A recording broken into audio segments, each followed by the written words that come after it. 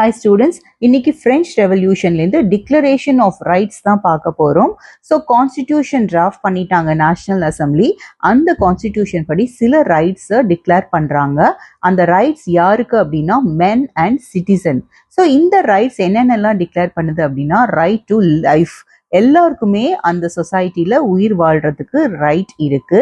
And freedom of speech and freedom of opinion. So அவங்க என்ன நினைக்கிறாங்களோ அதை பேசுறதுக்கான ஃப்ரீடம் இப்போ நேஷனல் அசம்பிளி ஃபார்ம் பண்ணதுக்கு அப்புறம் கிடைச்சிருக்கு. ஃப்ரீடம் ஆஃப் ஒப்பீனியன், அவங்களுக்கு என்ன ஒப்பீனியன் இருக்கோ அதை ஷேர் பண்றதுக்கும் ஃப்ரீடம் கிடைச்சிருக்கு. ஈக்குவாலிட்டி பிஃபோர் லா, இந்த லா படி எல்லாருமே ஈக்குவலா ட்ரீட் பண்றாங்க. இதுக்கு முன்னாடி இருந்த மாதிரி 3 எஸ்டேட்ல டிஸ்கிரிமினேஷன் இருந்த மாதிரி கிடையாது. இது எல்லாமே ஒரு நேச்சுரல் அண்ட் இன்ஏலியனபிள் ரைட்ஸா தான் டிக்ளேர் பண்ணியிருக்காங்க.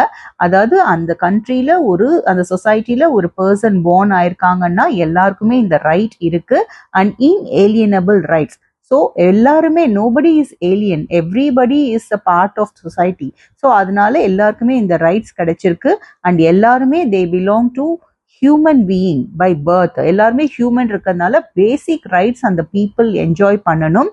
அண்ட் இந்த ரைட்ஸை யாராலையும் எடுக்க முடியாது அப்படிங்கிற டிக்ளரேஷன் கான்ஸ்டிடியூஷன் படி நேஷனல் அசம்பிளி கொண்டு வந்திருக்காங்க.